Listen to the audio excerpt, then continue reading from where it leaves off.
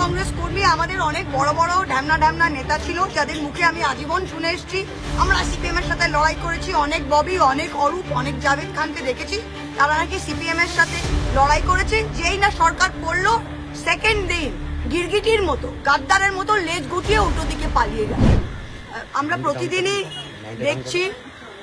দেখছি তৃণমূল কংগ্রেসের কর্মীদের ওপর প্রত্যেকটা ব্লকে, প্রত্যেকটা জিপিতে প্রতিদিন 4 মে থেকে কোনো না কোনো নতুন রকমের অত্যাচার, কোনো নতুন রকমের ভয় দেখানোর চেষ্টা চলছে। আমি কোনোদিন দেখিনি। আমরা শুনেছি এমার্জেন্সি 1977 হয়েছিল, লোকে বলে সিপিএম এর অত্যাচার। আমি সিপিএম এর আমার রাজনৈতিক জীবনে লাস্ট 3 বছর পেয়েছিলাম, কিন্তু যে কোনো অত্যাচার বাংলার মাটিতে হয়েছিল সব কটাকে ধাপে ধাপে ছাড়িয়ে চলে গেছে এই বিজেপি। আমি কোনোদিন দেখিনি যে কোনো পুলিশ, কোনো এসপি, কোনো আইপিএস অফিসার একজন এমএলএ কে ফোন করে, একটা আইপিএস অফিসার এমএলএ কে ফোন করে বলে যে আপনাকে ওইদিকে যেতে হবে। একটা আইপিএস অফিসার একটা ওসি কে বলে যে এদেরকে যদি ওইদিকে না যাও তাদের এদের ফার্স্ট কেসে ওপেনলি থ্রেট। প্রত্যেকটা জায়গায় আমাদের কর্মীদের এটা করছে, প্রত্যেকটা জায়গায়। আমি কর্মীদের স্ট্রেট বলতে চাই যে দেখুন, আপনারা তৃণমূল কংগ্রেস কর্মী আমাদের অনেক বড় বড় ঢ্যামনা নেতা ছিল, যাদের মুখে আমি আজীবন শুনে এসেছি। আমরা সিপিএম এর সাথে লড়াই করেছি, অনেক ববি, অনেক অরূপ, অনেক জাভেদ খানকে দেখেছি, তারা নাকি সিপিএম এর সাথে লড়াই করেছে। যেই না সরকার পড়লো, সেকেন্ড দিন গিরগিটির মতো, গাদ্দারের মতো লেজ গুটিয়ে উল্টো দিকে পালিয়ে গেল। তাই তারা কোন লড়াই করেছে কিনা আমার দেখার দরকার নেই। আমি আমাদের কর্মীদের বলছি যে এই গাদ্দারদের কি লড়াই করেছে সিপিএম এর সাথে তা আমাদের দেখার দরকার নেই। আজকের দিনে দাঁড়িয়ে যে বিজেপির সাথে লড়াইটা দিতে পারবে সেই কিন্তু ইতিহাসের পৃষ্ঠায় থাকবে। আরেকটা জিনিস আপনাদের বলছি, এই যে চলছে এটা খুব কম টাইম, হ্যাভ পেশেন্স। 2029 সালে ভগবান নরেন্দ্র মোদী সরকারকে দিল্লিতে আবার ফেরাতে পারবে না। আর বিজেপি খুব দিল্লি কেন্দ্রিক দল, যেই দিল্লির পাওয়ারটা চলে যাবে তখন কিন্তু প্রত্যেকটা রাজ্যে ওদের দাপট কমে যাবে। ওদের 77টা বিধায়ক এত দাপটে গত 5 বছর নাচিয়ে বেড়াতো কেন?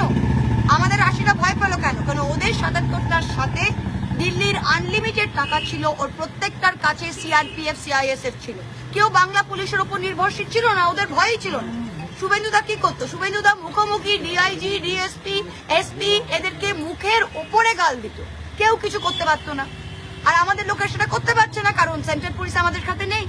আর যখন কেন্দ্র পড়বে তখনই কিন্তু, তাই আমি আমাদের কর্মীদের বলছি যে আগেকার দিনে কে 1998 সালে কেউ ব্রিটিশ আমল থেকে তৃণমূল করেছে আর দেখার দরকার নেই।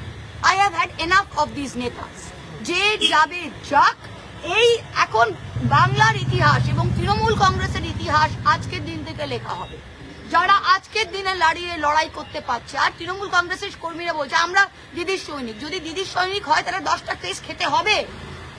1 মাস জেলে গেলে কেউ মরে যায় না ভাই। আমাদের অনেক লোক জেলে গেছে, বেল পেয়ে 3 সপ্তাহ পর বেরিয়ে এসছে, কি আছে?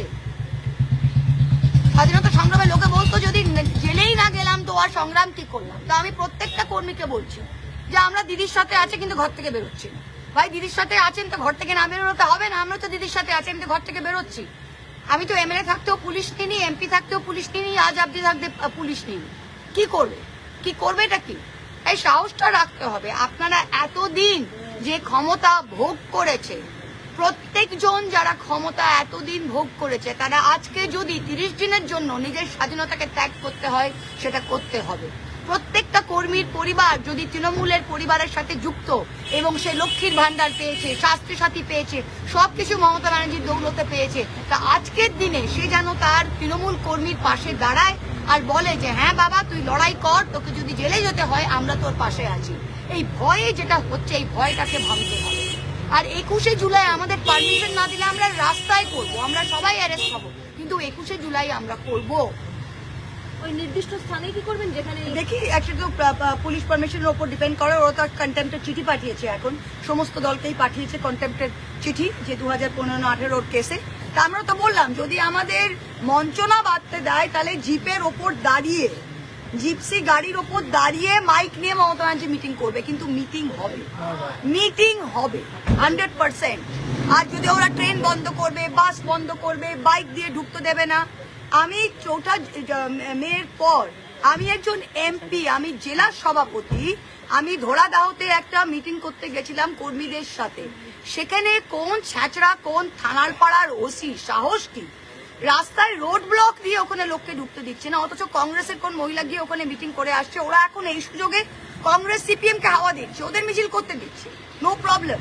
ওরা কি চায়? ওরা চায় যে তৃণমূলের কর্মীরা এখন শেল্টারের জন্য কংগ্রেস সিপিএম এর দিকে বেরিয়ে যায় আর তৃণমূল ফাঁকা হয়ে যায়। এটা কিন্তু হবে না।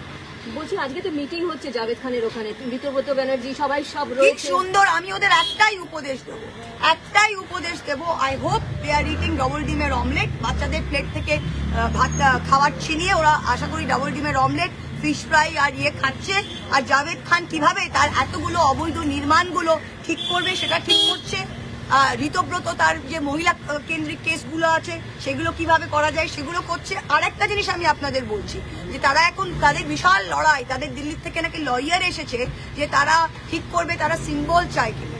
আমি আগেও বলেছি, আবারও বলছি, মমতা ব্যানার্জি নিজের হাতে তৃণমূল কংগ্রেসের সিম্বল এঁকেছিল।